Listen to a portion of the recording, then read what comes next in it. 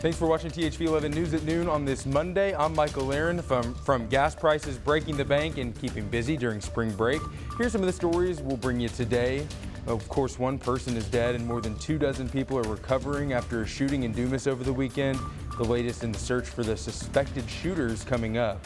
President Joe Biden is headed to Europe this week. What's on the agenda and how he plans to address the ongoing efforts in Ukraine straight ahead. Plus, the confirmation process is underway for the Supreme Court justice pick from President Joe Biden.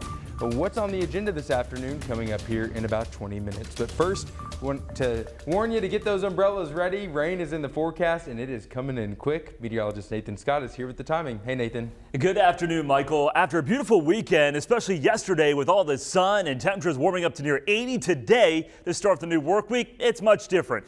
We got the clouds moving in from the south and southwest, temperatures into the mid to upper 60s. Underneath the clouds, there's a few showers just down to the south and southwest of the metro, maybe a few sprinkles, but by far the showers and storms really starting to develop across Oklahoma and Texas. This is what's headed in our direction later for today, but especially into tonight. Now here is the latest from the Storm Prediction Center. We do have a low risk of severe weather in the yellow from Mena, Arkadelphia, Camden, El Dorado. That's for this evening and into tonight. A slim risk goes as far north as Russellville, Little Rock, and Stuttgart.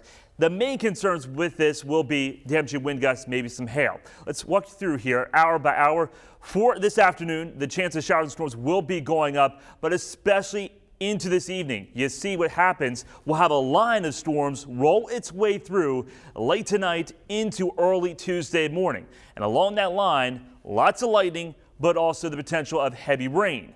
I'll let you know who's under the gun for the potential of severe weather tomorrow and what you can expect from this line coming up a little bit later. All right, Nathan, now to continuing coverage of what officials are calling a gunfight in Dumas. One person is dead, 27 others injured after the shooting during a car show on Saturday. Now the search continues for those responsible. THV 11's Hayden Balgavy is in Dumas with what investigators know right now.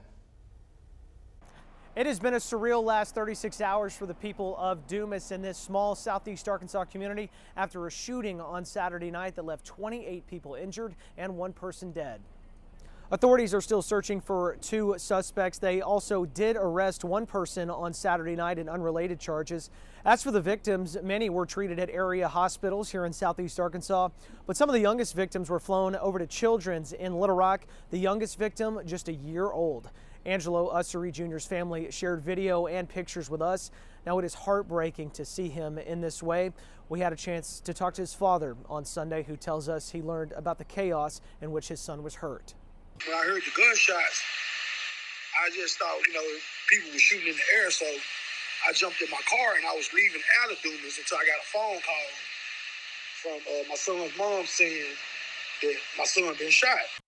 We will, of course, continue to follow this story with any updates on THV 11 and thv-at-noon.com. In Dumas, Hayden Balgavy, THV 11. Hayden, thanks. Arkansas leaders are responding to Saturday's shooting. Governor Asa Hutchinson says the shooting spree represents a total disregard of the value of life. He goes on to say that as the investigation continues, he'll work to see if anything could have been done to prevent this type of tragedy. Of course, our team is staying on top of this story today. We'll have the latest tonight on THV 11 News at 5 and 6. Pine Bluff police are investigating a deadly shooting this afternoon. It happened on Mosley Street just before 11 o'clock last night. When officers arrived on the scene, they found a man who'd been shot and killed. His identity has not been released. Police do not have a suspect at this hour and ask anyone with information to give them a call. In a THV 11 News update this afternoon, we're learning more about the person shot and killed in North Little Rock last Sunday. Police say 14-year-old Jaylon Moore died when he was shot on West 38th Street and Camp Robinson Road last Sunday. Investigators have not released anything about a suspect. They say this is still an active investigation, so if you know anything, call police. You can remain anonymous. A Little Rock family is searching for answers 6 months after their loved one was killed. 36-year-old Freddie Baker Jr. was found unresponsive on Michael Drive back in September. Over the weekend, the family held a candlelight vigil on the street where Baker was killed. They're seeking justice not only for Baker, but for all Little Rock homicide victims. We have too many homicides in Little Rock for nothing to be done. Too many neighbors, too many people that know. And we know they're scared to say anything because retaliation of the young man who's going around doing a homicide. Police don't need your help finding the person who did this. Take a look at the bottom of your screen. We should have a phone number for you if you know anything. Call the Little Rock Police Department tip line. Much like North Little Rock, all tips in this case can remain anonymous.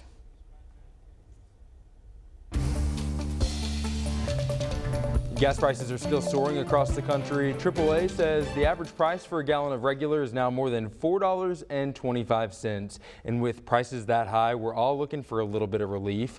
Experts say subtle changes in how you drive can help save fuel.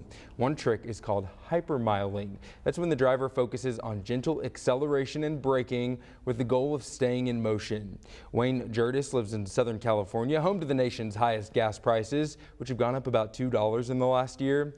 Jurdis goes to great lengths to stretch his fuel economy through hypermiling. He's managed to get 60% more miles than the EPA says his plug-in Prius should be getting. He always follows the speed limit, even on the freeway. This road right here is 55 miles per hour. What does 55 miles per hour mean to you? It means you're going a lot slower than everybody else on the road. That's okay. They're not buying my gas. Here's some other simple steps you can take. Keep your tires properly inflated. Make sure your vehicle is as light as possible by taking unnecessary heavy items out of the trunk. And if you have a roof rack you're not using, take it off. Even an empty rack up there can reduce your fuel economy. Now let's get to the latest in the ongoing war in Ukraine. Russia's deadly invasion is now in its fourth week and shows no sign of letting up, despite several days of talks about ceasing fire. One of the negotiations made by Russia hand over the port city of Mariupol, and they will allow civilians to escape. Ukrainian leaders rejected that offer and are working to get thousands of stranded people out of the city before it's too late. Mariupol would be a significant victory for Vladimir Putin, allowing Russian forces stationed across southern Ukraine to connect with soldiers in the east. Some of the most innocent victims of the war in Ukraine have only just been born. You're looking at some of the hundreds of infants born to Ukrainian surrogates who are now trapped by the war. Their biological parents can't get to them, but nurses are keeping these babies alive. Their ages range from just a few days old to about 5 months. Many are being held in makeshift bomb shelters. The Growing Families charity estimates that as many as 800 couples are awaiting their babies, including parents right here in the U.S. President Biden travels to Belgium this week for a high-stakes meeting with American allies. He'll also go to Poland, which has taken care of more than 2 million refugees from Ukraine. But the president has no plans to visit Ukraine itself. Ed O'Keefe has a preview of the trip. As Russia's invasion of Ukraine is in its fourth week, President Biden is set to meet with the leaders of other NATO countries in the coming days. On the agenda, possible additional sanctions against Russia, more humanitarian assistance for refugees, and military aid for NATO troops near the Ukrainian border. You've seen deliberate targeting of cities and towns and civilians. Defense Secretary Lloyd Austin told Face the Nation Sunday the current tactics are a possible sign Russian President Vladimir Putin's military campaign is losing momentum. His campaign is stalled. He's not been able to achieve the goals as rapidly that he wants to achieve as rapidly as he wants to achieve them. And he warned against any further escalation by Russia. If a chemical or biological weapon was used, you'd see a significant reaction from not only the United States, but also the global community. On that point, there's bipartisan agreement. The use of chemical weapons is certainly something that would alter our calculation. With growing speculation about ongoing talks between Ukraine and Russia, the Ukrainian ambassador to the U.S. said she still hopes for a diplomatic solution. Negotiate does not mean to surrender. We are not ready to give up on either our dreams or on the territorial sovereignty or integrity. But we are ready to negotiate, even with the brutal enemy, in order to stop it. The president is set to speak Monday with the leaders of Germany, Italy, France, and Great Britain about their ongoing coordinated response to the crisis in Ukraine. His trip to Poland later this week is designed in part to thank that country for absorbing millions of Ukrainian refugees. A big week of diplomacy ahead for the president. Ed O'Keefe, CBS News, the White House. Many are on spring break this week, or at least looking forward to a break of their own. I'm jealous of y'all. Fun, free activities for your family coming up after Nathan's forecast. And we're going to have to deal with wet weather for the start of spring break. As a front makes its way through, showers and storms, those chances will be going up later today and into tonight. I'll let you know what to expect next.